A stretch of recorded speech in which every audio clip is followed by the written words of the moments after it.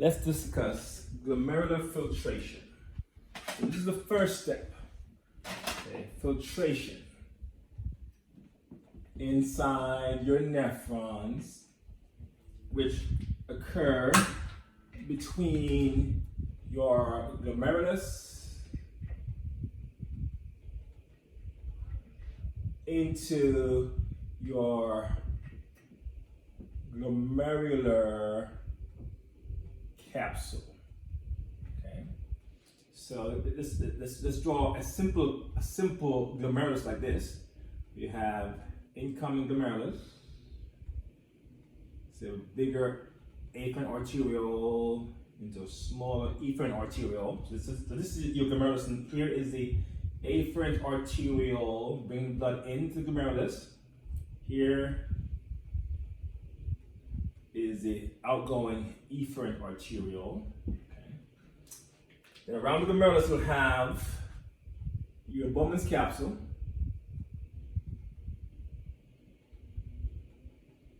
Okay.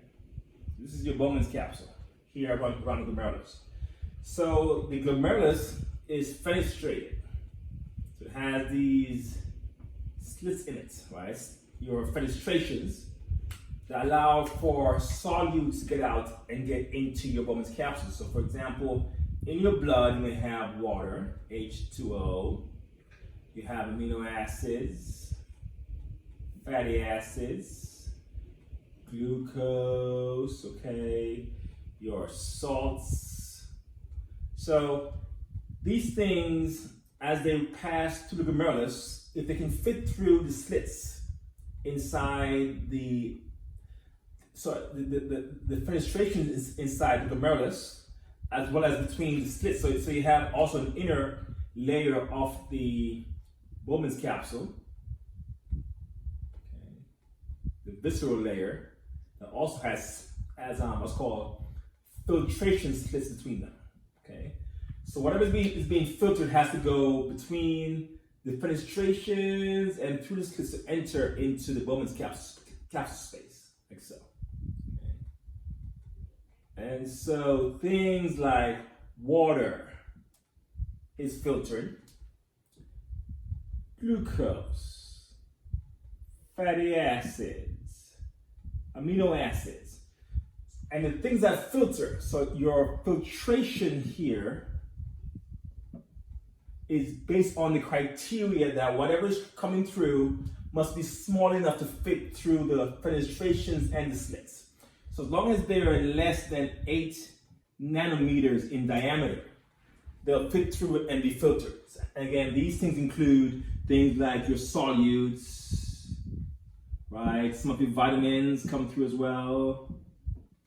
Your nutrients like glucose, fatty acids, amino acids will come through there to be filtered. And some things will not get filtered. They're too big to fit in. So things like your RBCs won't get through. Your white blood cells.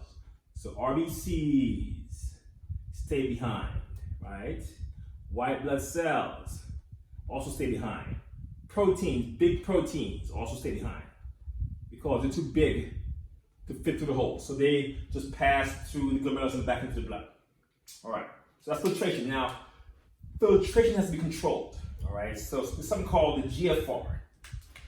The glomerular filtration rate is how fast both kidneys push blood through the glomerulus in 1 minute. Okay, so GFR here is around 125 or 105 male-female mLs per minute is pushed through the kidneys. To the nephrons now, or all the nephrons in the kidneys, which are a couple million. So now, the GFR has to be controlled. If it goes too fast, if the GFR is too high GFRs, meaning it's flying through here, will not give you enough time to reabsorb things from the filtrate. Remember when we absorb things? So you will lose your nutrients. So loss of nutrients is the complication with having high GFR. If GFR is too low, then you have too much time going through the DCT and the LOH, and here you will reabsorb waste. So you reabsorb waste with too much time. So you have to control the GFR levels, and that's done in a few ways, okay? So let's look at that part. How is GFR controlled?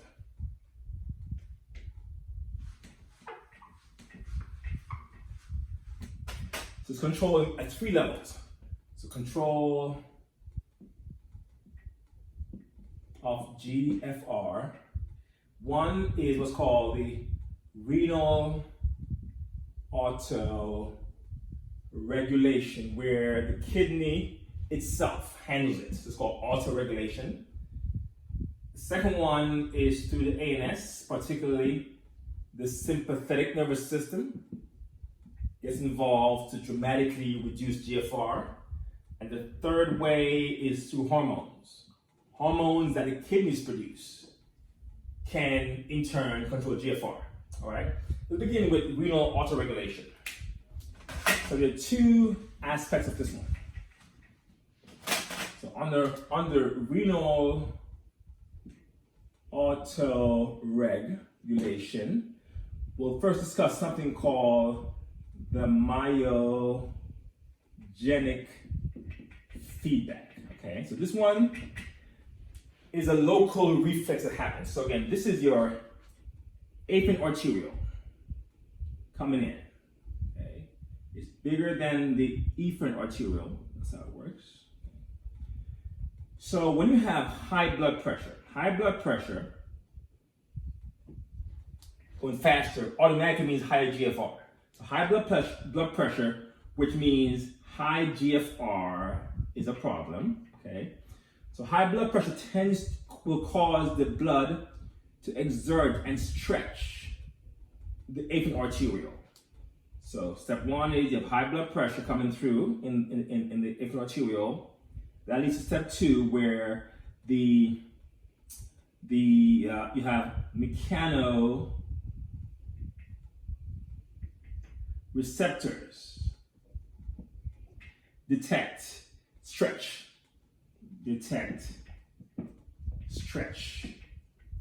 of the afferent arteriole. That's step 2. And these mechanoreceptors will release calcium, trigger the release of calcium,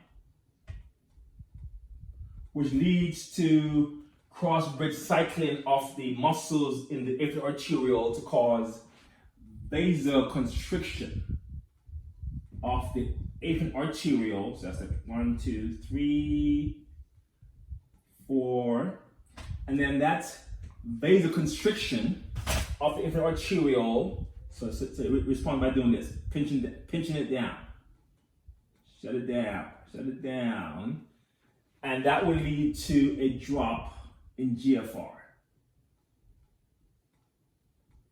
That way, you're not going too fast and losing nutrients out of your body through your urine. So that's the myogenic feedback, and it's mostly done for when blood pressure is above normal. Typically, your mean arterial pressure can be around 100, because normal. So if you had 110, for example, it kicks in to say, shut it down, it's going too fast. It also works in the opposite way for when you have very low blood pressure. So when you have low blood pressure, say maybe an MAP of probably less than 70 millimeter of mercury, then in this system, your low BP tends to lead to vasodilation of the afferent arteriole, which leads to more blood coming in. So that brings the GFR back up. So that's the myogenic mechanism. Again, mainly used in response to high blood pressure, but can also be kicked in when you have extremely low blood pressure as well, to make sure the kidney's getting enough blood coming through there to filter it and do its job. We'll pause there.